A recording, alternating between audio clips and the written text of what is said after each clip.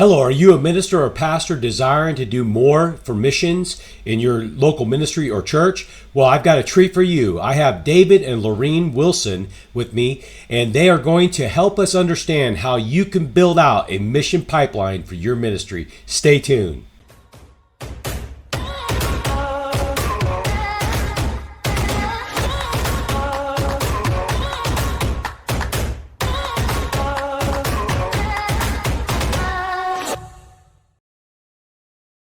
Are you a ministry or individual exploring global missions? It's burning your heart. You want to get there, but you just don't know how? I would love to walk you through that process. My email address is in the description of this video. Email me anytime. Are you wanting to connect with a community of mission-minded ministers? Check out our Facebook group. We would love to have you join us. The link is in the description as well. Finally, make sure you subscribe to our channel and share our videos with other mission-minded people. Thank you for watching. Hey, David and Lorene, thank you so much for joining us on the Zoom call. You know, it's an honor to have you on because I love your books and your material. You guys are an author of Pipeline and Mind the Gaps. I mean, you guys are literally missionary professionals. So thank you so much for coming on. And then also, I do want to highlight that you have a website, 3strandspartner.org, that people can go to, and these books will be in the description of the YouTube video for those that are watching, and also their website. So I highly recommend that you if you're looking into missions, want to be more involved in missions, and I believe this video is more for like ministry, directors and for pastors and people that have a desire to want to be more involved in missions, or maybe you're not happy with the way your mission department is running right now. I promise you, these are two vital resources that you guys need to get. They're like tools and toolboxes, and I promise you that it's not a one size fits all type thing. They show you the whole entire gamut, and then you can kind of piece it together. Well, if you guys don't mind, just please introduce yourself and share a little bit about yourself and what you guys do in ministry. Yeah, well, I'm Dave Wilson, and I serve as the director of church engagement at Avant Ministries. That's a ministry that's been in Kansas City for 130 years now, started in the 1890s, and we do church planting among the unreached.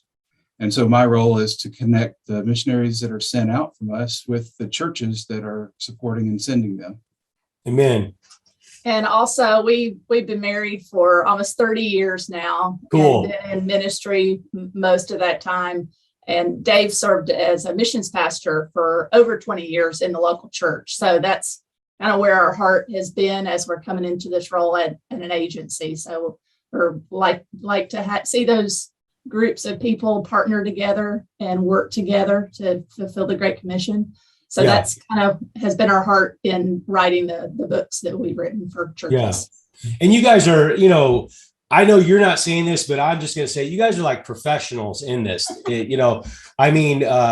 Your books, when your book was recommended to me, I got it. As I was just diving into it, I was just blown away at the resources. And to me, there's those books that you get and you just want them on your bookshelf and readily available at all times for reference. And again, I know you guys are probably embarrassed by me just gloating over what your materials, but it just, to me, they are vital pieces to have in your library. If you have a heart for missions, these need to be some of the resources that you have in your library. And the thing that I do want to share too is you guys collaborate with so many people in so many areas of missions that literally it just gives it a new insight in all areas and all facets of missions. And that's why I like your books and the material that you guys written. So, today we failed a lot. Pardon me? We failed a lot. So a lot of what we write about is what not to do. Yeah. Well, that's the cool thing about, a lot of people think failure is just like a way to just say, stop, done, but I just believe in my heart, we're going to fail. We're going to mess up. We're not going to do things right. But it's like, getting back up and rerunning the race. Yeah. But again, I feel like your resources that you provide, it gives people the insight and the direction that they need to go. I believe this video that we're going to be producing here is more so for that pastor, and so I just want them to know that when we walk through this, our heart's desire is that we give them an understanding that, missions isn't a cookie cutter thing. Missions at our church, and I had a conversation with my pastor yesterday, and we're looking at the future of what we're going to be doing in Central America and some other areas of Latin America. And, I can promise you that what we're discussing is not like the same mission program at another church. We've got to define missions for ourselves. So, I like the word that you guys use, and honestly, I embrace it, the word pipeline. And pipeline, to me, is a customization of how missions look for your church and not necessarily what somebody else is doing. Share about that as far as your belief in pipeline and customization of missions. I think we first come up with the word pipeline because we kept hearing it over and over. Lorene was in the corporate world, and when there's people recruiting for corporate jobs, who's in our pipeline? Who's the people who are needed or essential people to get the job done? And even in the church, when I served as a missions pastor, we're like, okay, we've got missionaries on the field, but who's in our pipeline to be sent out? So that word just kept coming up over and over again. And so we drew the analogy in the book from the oil pipeline, the Keystone oil pipeline, the oil pipeline in Russia. All those kind of things are in the news. And we kept hearing the word as it relates to where the product currently is. So an oil pipeline, it's in the ground, and it's got to be pumped up, and it's got to be sent. It's got to be distributed to places where it's needed most. And then the end result is it's fueling the vehicles, the economy, it's fueling all those kind of things. So energy, it just seemed like a really good illustration of how missionaries need to be. They need to be developed. They need to be found within the church. It needs to be cultivated within the church and then deployed. And then as they're deployed, how do we get the rest of the church involved? Where are the on-ramps? Where are the junctions, the pieces that are missing? Mm-hmm. What do we have to do to complete the pipeline to take the product from one place to another? And Steve Swetman gave us a great sentence, and we put it on the back cover because it was just very purposeful. He says, we need a fully integrated global supply chain, a pipeline that has disciples as the precious commodity, as well as an effective infrastructure to distribute and replicate them around the globe. So I was like, yeah, that's perfect. That's exactly what we wanted to do. So There's seminaries involved, there's churches involved, there's mission agencies, there's consultant groups. All those different parts and pieces of the pipeline are essential in sending a missionary and being effective overseas. Yeah. And, you picked up on, or I kind of picked up on something as we were talking, and you just kind of actually hit on it, is that I talked to a pastor up in Minneapolis, and they have a massive missions program. And I found them through the Missio Nexus YouTube channel, and they interviewed him. And out of that conversation, I said, how in the world are you guys doing this? How are you sending out the masses and doing the massive amount of work that you're doing? And the one thing that he said that was key to me was partnership. And you guys identify that so much so in the book. And it's not like it's like you give an overwhelming sense. You don't have to feel like you have to do it all. There are partners out there that you can connect with to help you fulfill this pipeline that you're speaking of. And like with you guys, you're part of a sending agency. A sending agency is a vital role to many churches, to where they say, look, we can't perfect this process, but process has been perfected through the sending agency. So it's like finding those key partners within that pipeline process and helping fulfill that mandate that you have in your life or within the ministry or the vision of missions that you have. Right. Yeah.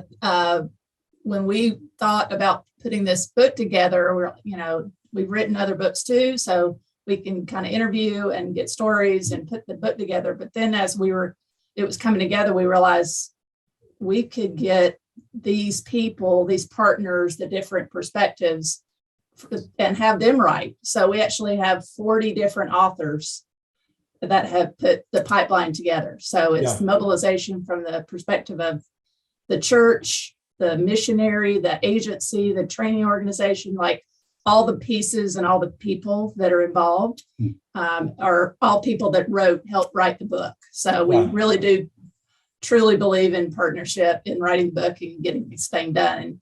And actually, another quote from Missionex is the Great Commission is too big for anyone to accomplish alone and too important not to try to do together. So we love that concept. Well, I think sometimes it's, in some cases it could be control issue. We want control over the whole entire process. But I think you minimize who you can be in the world of missions if you fail to realize the partners that are readily available for you. Now, I jokingly say, a lot of independent churches are not aware of these type of partnerships that they can have in missions. And again, I love my church so much. I mean, I've been connected to them for 32 years, and I love what they've done with my wife and I in sending us to the mission field.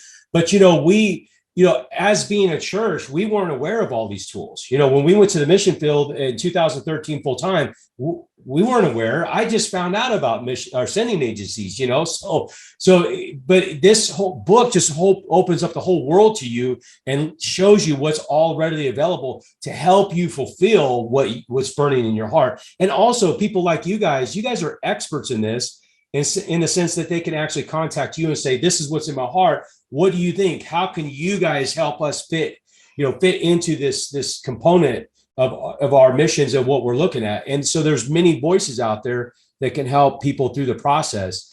I think the greatest mistake, and I think a lot of churches do this, they say, well, this church is growing by leaps and bounds. Let's go do what they're doing. Or this church is growing by leaps and bounds. Let's do what they're doing. It's kind of like a cookie cutter mentality. Yeah. But I always kind of feel like we've got to be doing what God has purposed us to do or inspired us to do. So, I mean, you would agree, I would hope with me that, missions isn't a cookie cutter process. You can't just say, okay, well, this is the way this church is doing it. We're going to do it exactly that way. But more like that pipeline is more customizable. Would you not agree?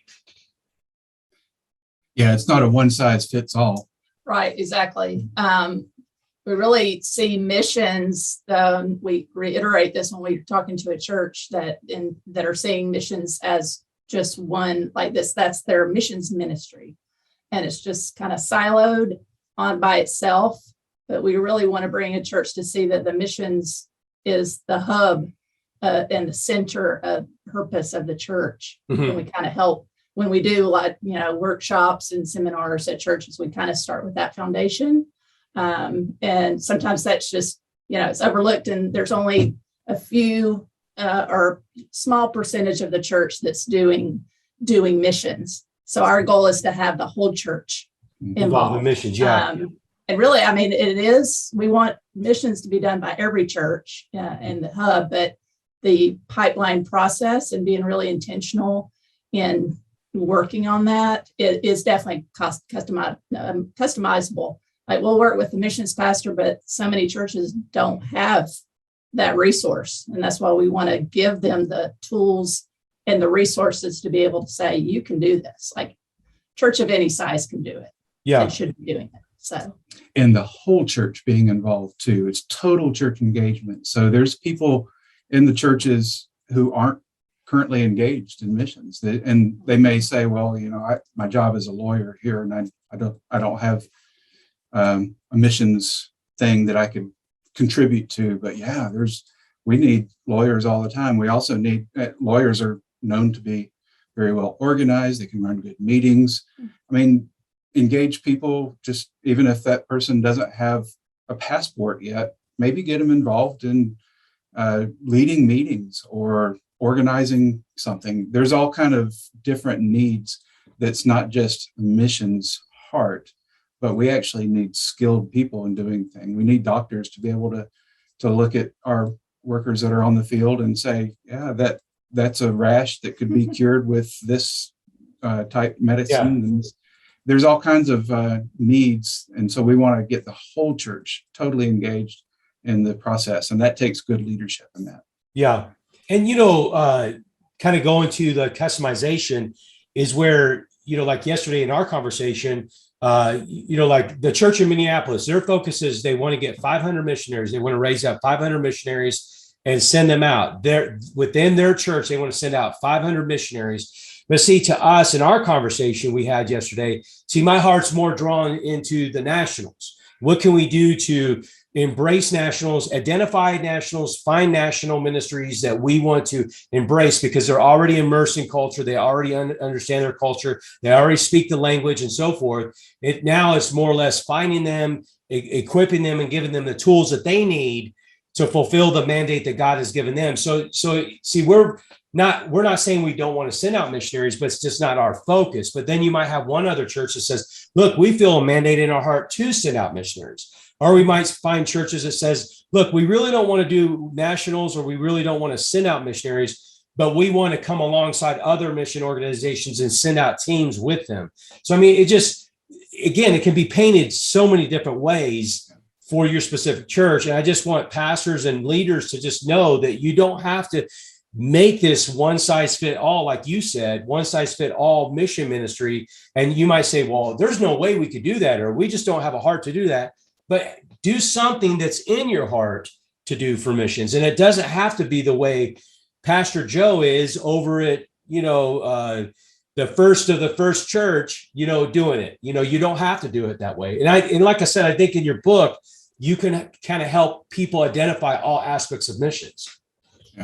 Yeah, that's one of the things that we help churches with too, is to find out what is the purpose, like why does your church exist specifically, like uniquely, and what is in the heart of the people to do. And maybe it's adopting a certain people group or country to focus on, or so we basically are helping them come up with what their purpose is. We're not saying this is how you should do, or this is what you should do. It's kind of helping them discover that first and foremost. And you had asked a question. We had talked about prayers, the foundation. Like that's where you start in the whole process, is just to pray, ask the Lord, what we should focus on and what is His desire for our church. So we've seen that over and over again. That's really where it needs to start, and it can be simple. It's talking about things that everybody in the church can do. We give just practical tools like set your watch for either a 9:38 or 10:2, and it goes with Matthew 9:38 and Luke 10:2, and that's your signal to pray right then. And when you start praying, then you need to expect God to start answering. So you need to be prepared for that to happen. So wouldn't it be amazing if a whole church set their alarm every day for 10:02 or 9:38 to pray the Lord of the harvest to send workers into His field? And that would just be the whole church engaged just in that one little thing of prayer, but it's focused. Yeah. So you got a pastor that comes to you guys and says, okay, look,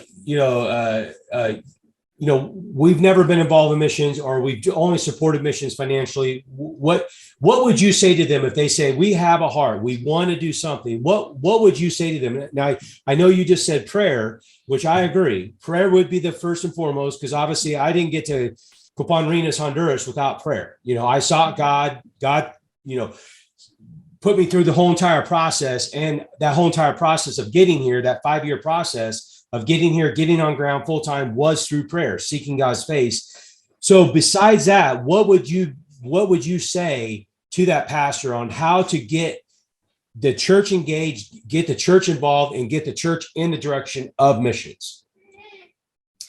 I think an example in Scripture is the church Antioch.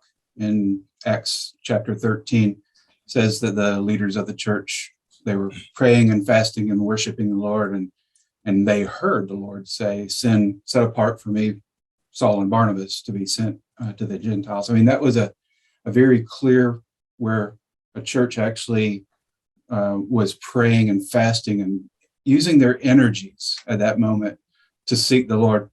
And I think some practical things that come out of that, like Lorene says, if you pray, you might want to be expecting the Lord to answer.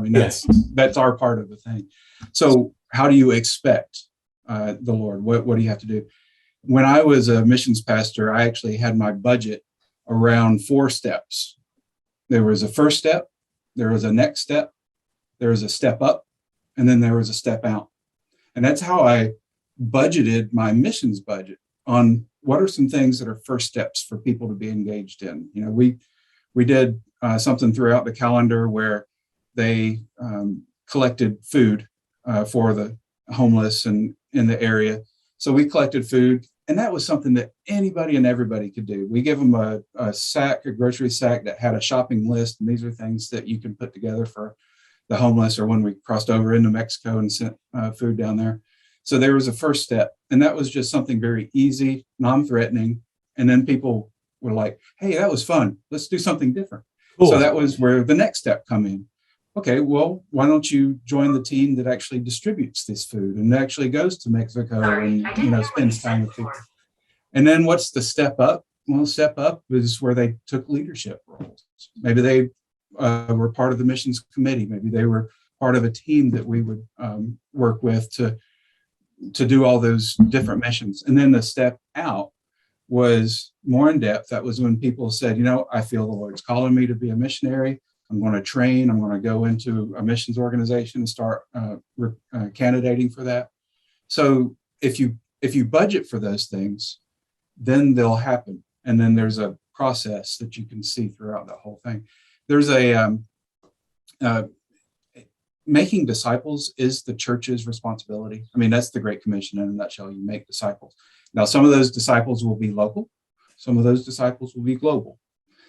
Each of those disciples need something very specific in order to make their work necessary. But, you know, the scripture says that the Lord gave some to be apostles, some to be teachers, some to be, but all for equipping the saints for the work of ministry.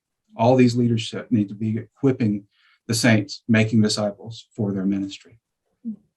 Yeah, I like that. I like that step process because it's kind of like a funnel process into the pipeline. I mean, literally, you are like creating this funnel to kind of plop the people in. I hate to say it that way, but just plop the people into the funnel, and then they just slowly funnel into that pipeline. And then once they get into that pipeline, they get moved out into missions. And again, you know, like you said, there might be some local activity. I hate to define missions as in local. I like to stay away from that. I know some people call local missions as well, but it's kind of like you flow them into that process. And then, like you said, it's kind of like a cup of water, you know, spilling over on a piece of fabric, and it slowly soaks into the whole entire fabric.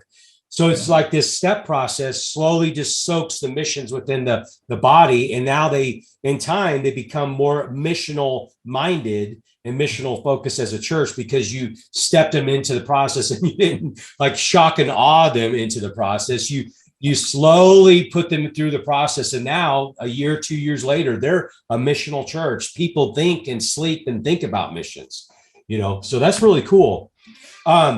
You know, in the book, you talk about the need of building out and preparing for growth. So it's kind of like goes into this step process, you know, because if you're small minded and you plan small, you're going to stay small. But, you know, if you prepare for the vision, even though maybe you don't have missionaries that you've identified yet, but if you go and prepare that department, then you're ready to receive it. It's kind of like our church always say is we've got to prepare for growth now.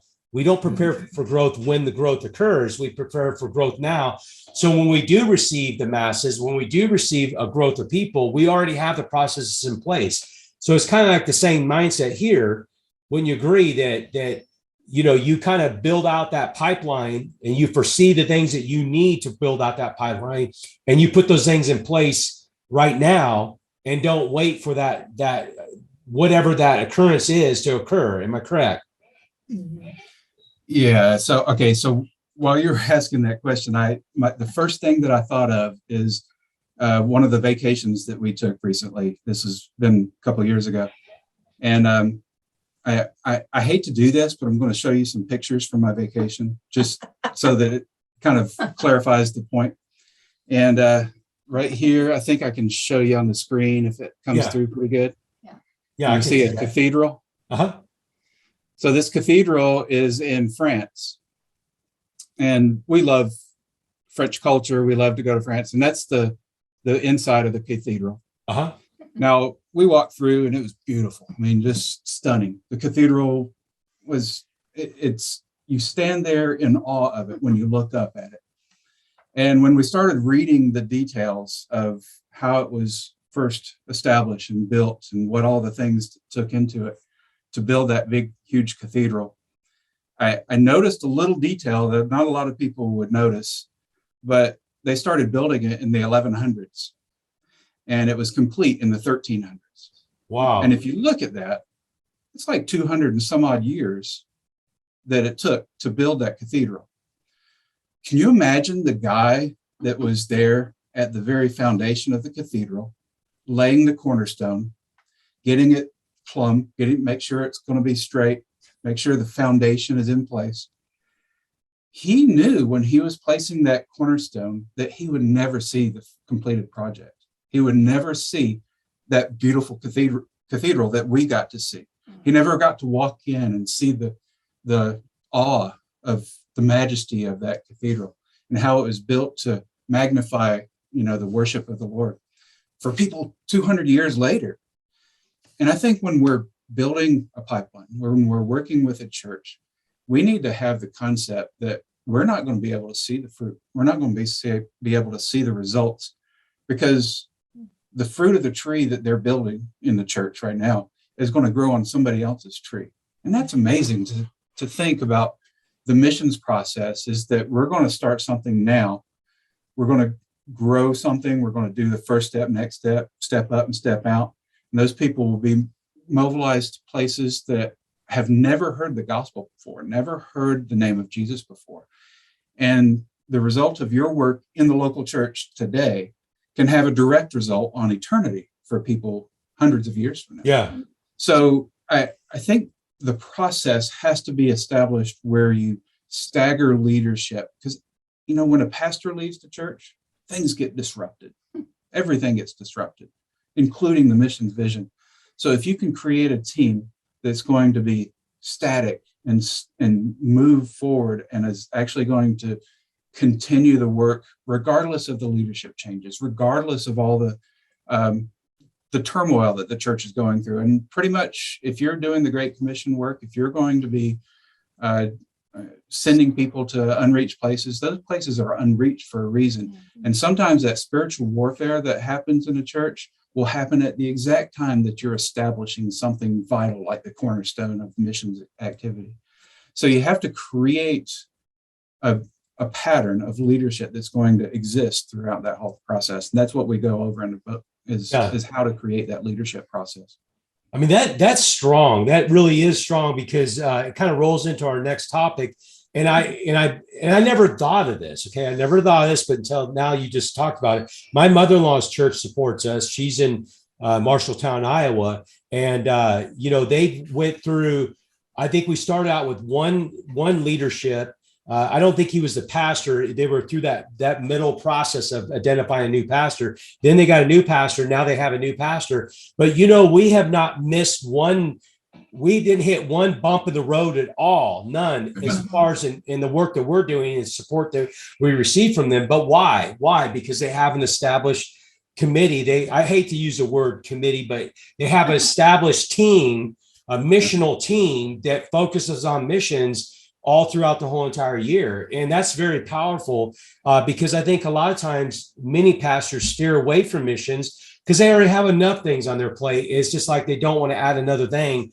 But, through the books that I'm reading, having a missional team that focuses on missions, it's not like they're trying to take something away from the pastor, but what they're trying to do is embrace the vision of the house, but also give strength to the pastor, and then forward that vision and move that vision forward as far as into the international missions. So, I mean, if you don't mind, just kind of share a little bit about what you kind of see as in a mission team, because the mission team isn't just like one. And at least in the books that I'm reading, or your book that I read, it's not like just a one collective group, but there's like entities within the team, if that makes sense. There's one team that focuses on this, one team that focuses on this, one team focuses on this, and then there's like a headship over that team, over all those teams that kind of lead and guide all of them at the same time. So if you don't mind, just kind of share how that looks.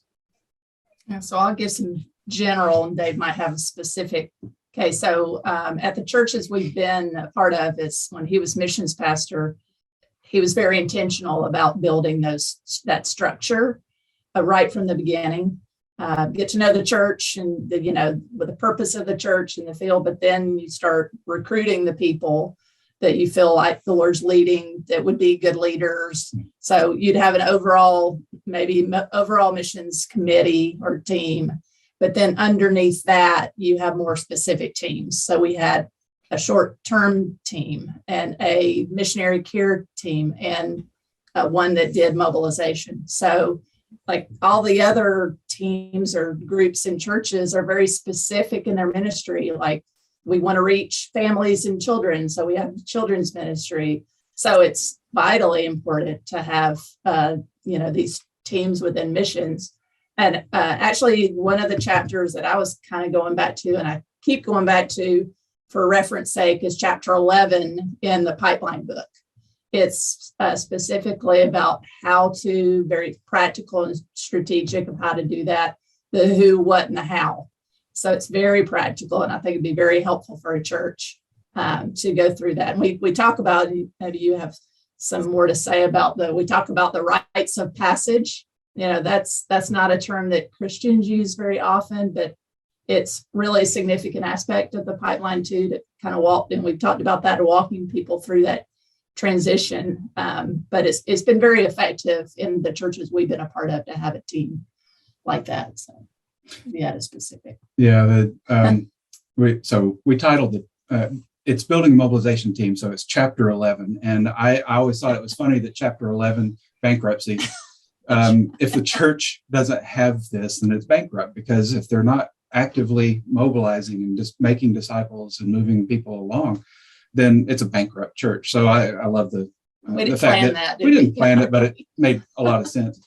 But yeah, so how we do the discipleship process and how we transition people through those rites of passage. The Mormons use rites of passage, and it's very effective. They all have an experience when they go onto the field, and they have this 2-year process that all the young people look forward to, and then all the older people look back upon that as a very positive part of their life. We don't want to duplicate their theology, but we do want to duplicate their methodology. Yeah. And, in Jewish rituals, in Hebrew rituals, they have the bar mitzvah and bat mitzvah. Those are very specific things that young people look forward to, older people look back upon. And so I think rites of passage could be something that evangelicals, if they could just maybe tweak the name to get rid of the baggage that it comes with, but give young people something to look forward to. Maybe the senior class goes on a mission trip to some other place in the world where they have to get a passport. And, one of the first things that a missionary has to do is get a passport. So, it just takes one more step. And if a church does things proactively and intentionally, then it has positive results.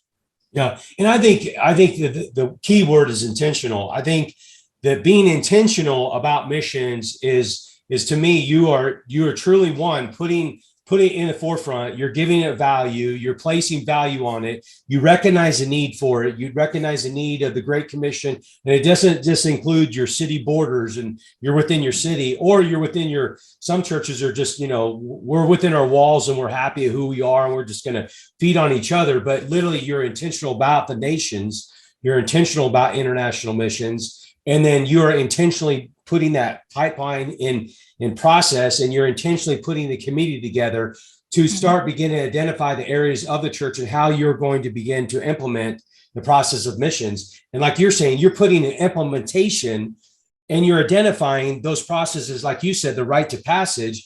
You're putting them, you're setting these I guess maybe these victory, these processes, so to speak, is saying, okay, now you can move on to the next step. Now you can move on to the next step. And again, it kind of goes back to the funnel. You're just kind of funneling them in. And I hate this analogy, but I think it's good.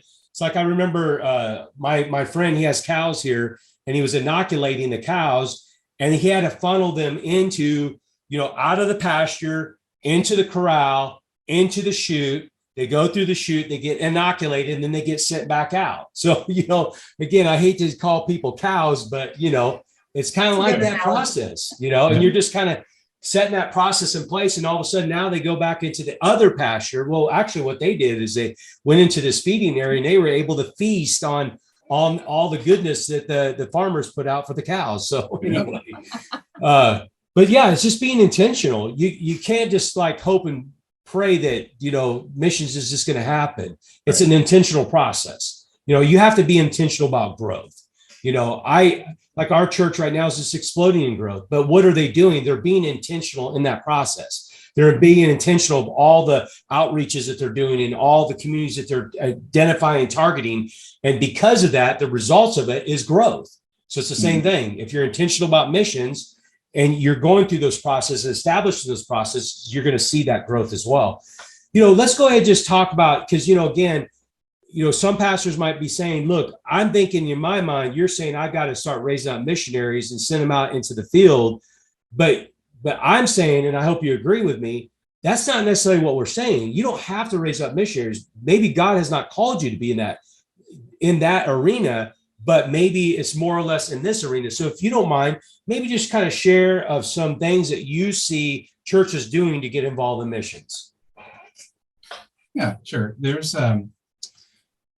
not every church has the access to a wide variety of young people in their church. That's there's a church that's way out in rural Kansas, and by the time that young people get to be 18, 19 years old, they go off to college, and that's prime time for preparing the disciples to go on the mission field. Is that age between high school senior and a 25-year-old. So that's that church is not going to see the fruit that a church that is right next door to a seminary, those 4 years of Bible school and seminary to invest in people and send them out.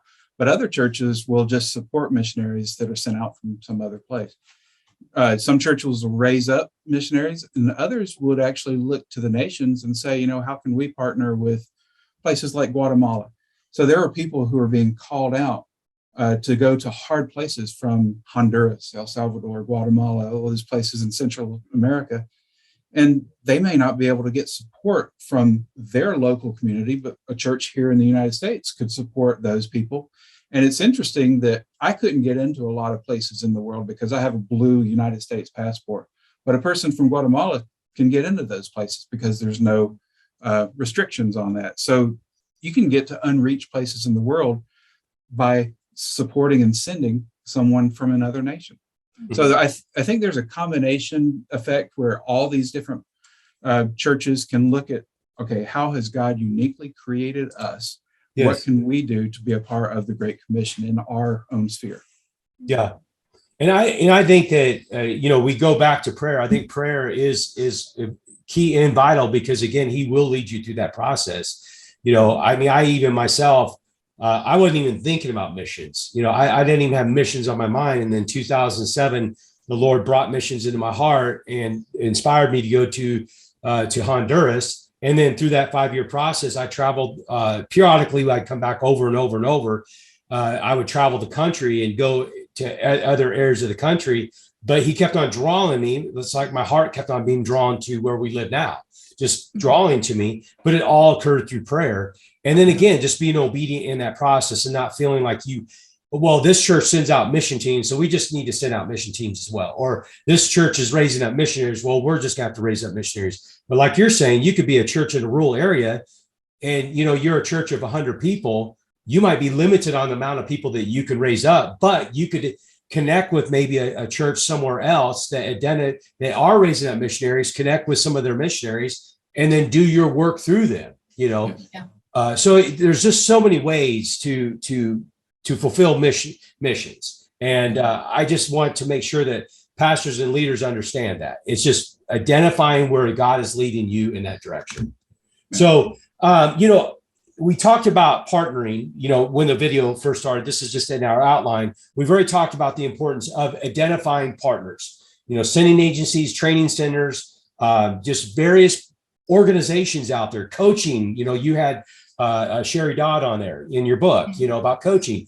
I mean, there's so many facets of missions, and there's so many people that you can collaborate with and partner with that will fuel what God is wanting to do with you guys, as far as in missions. We talked about this, how important is it to be flexible in building out the pipeline? Is rethinking and adjusting a part of the process? Yeah, you try something. If it doesn't work, try something different. If it doesn't work, try something different, but don't stop. Just keep going until you find that unique niche that you can fit. The churches over the centuries have been very flexible, in how we reach if you think through the history of the Great Commission and how churches throughout the last 2,000 years, how has the church attempted the Great Commission, and then how has it succeeded? And then you find your own way in that process. And I still love the quote that Missio Nexus had was, the Great Commission is too big for anyone to accomplish alone, but it's too important not to try to do together. And so when we partner with others, when we say, you're sitting in a church and you're saying, I think God's really called us to plant a church in Turkey. Well, how can you plant a church in Turkey if you've never planted a church before? Well, you look out there and you find out people who are doing it. You say, hey, can we join you in this? We feel like the Lord's leading us. And then you join in. You don't have to be the entrepreneur. You can be the one that follows up and builds it and makes it stronger. Yeah. And, it kind of brings back a thought. I was doing some videos, working on some videos for a ministry and helping them. I'm not a part of the ministry. I don't go to the church. They don't support us, but I was going to do some videos for them. And he told me that someone made a comment, said, well, if you're not in those videos, it was kind of like, a control. It wasn't him. It wasn't the pastor, but somebody was trying to tell him that he needs to be the one in the videos, not me, because then it gives a different light. Like he's not in control of his ministry. It was just like, we both couldn't get it. It's like, no, it's called partnership. We partner together to work for one purpose. And, and this goal was missions, So again, the power of partnership, and then, being flexible in that process. To wrap up this video, you talk about the 5 marks of a mobilized church. If you don't mind, just kind of go over those 5 points. So we wanted to mention that that concept, and it's not a new concept, but one of our partners, somebody we work with very closely, personally in our ministry and with Avant, is Matthew Ellison in 1615. And his background is, being in a church as a missions pastor too. So he does workshops on a regular basis, specifically for the church, to go over these 5 keys. And he's a good friend, loves the Lord, and is doing a great ministry with this. We just want to recognize his organization with this process. So. Yeah, and that he actually wrote that article in the Pipeline book as he was thinking through this. What are the 5 marks of a mobilized church is the name of the chapter in there. But after he wrote this chapter, after we published it and all, he said, 5 marks doesn't make sense. 7 keys makes more sense. So I'm going to throw a monkey wrench here because there's 2 that are missing from our book, and I have to punish Matthew about that because he left 2 out of our book. But now he goes all around the country, working with churches, working with missions organizations, giving us the 7 keys to a mobilized church. So the first one is being God passionate, God centered. It comes from that Acts chapter 13, the church at Antioch. They were fasting and praying, and they were asking the Lord, how can we accomplish this task? Acts 1:8 was 12 chapters away from Acts chapter 13. So they're like, God, what happens when we start sending people out? So he says it's got to be God passionate. Second key is they need activated leaders. And he always has, and this is where the 7 keys came out instead of the 5 marks, 7 keys. He says, Scripture said when Jesus ordained Peter at the time that he professed Christ. He said, I will give you the keys to the kingdom, and whatever you loose on earth will be loosed in heaven. Whatever you bind will be bound in heaven. So he said that there's 7 keys. So that's an activated leader is number 1. And the pastor holds the keys, but he can also hold the padlock as well. And so a pastor either holds the key or holds the padlock to missions engagement in the church. So activated leaders is actually primary. And then there's a biblical definition of mission. That's the 3rd key. We can't just look at what we want to do or what our passion is or what our ideas are, but we need to see God's purpose and then do those things. Sometimes it's not something that's easy, not something that comes natural to us, but that's where he gives us supernatural power whenever we have a biblically defined mission rather than our own personal interest. Okay. And then the 4th one is church-wide engagement. The leader looks around and says, how can I engage these people in God's mission? Not what is God going to do through me, but how can I, as a leader, how can I look around the church and see what God is already doing and then join him with his people? How can we activate this church-wide engagement? And then the 5th one is partnership, and we're better together. It's better that the church partners with seminaries and ministries and coaches and all that. We're just better together than we are to do on our own. And then the 2 that are not in the book, which I still mourned it to the day, is the word intentional. And you brought that up just a few minutes ago. Intentionality is so key. We can't just be reactionary. We can't just sit around and wait for God to do something. We got to be actively engaged in seeking God's will and what he wants to do. And then he shows us his power in doing it through us, not just us doing something with our hands. And then the last one is risk. I love the quote from Hudson Taylor. He says, unless there is an element of risk, then there's no need for faith. And that's Hudson Taylor, who was a pioneer in missions. He says, unless there's an element of risk, there's no need for faith. So it's kind of a wartime theology. If there's no risk, there's no gain. And so we really need to think through our mobilization strategy, our disciple-making strategy. And if it makes us feel uncomfortable, it's probably God working through us. Yeah. Amen. Well, that's really strong. So I enjoyed talking to you guys. I'm glad that it was an honor that you guys would spend time with me and share with those that will be watching this video and be an encouragement. And I believe that you'd be willing to, if someone wants to contact you guys, talk to you about missions, a pastor that says, look, I watched this video, I want to connect with you. You guys would be willing to connect with them. Can they do so through your website? Is that how they connect with you? Yeah, 3strandpartners. Okay. .org. 3strandpartners.org is our website, and our emails there, our contact information and everything. Okay. You can also go to our organization that we work for is Avant Ministries. So avantministries.org is another way to get a hold of us. Okay. I'll put all those links in the description. God bless you guys. Thank you so much. I really do appreciate your time. Thank you, Sean.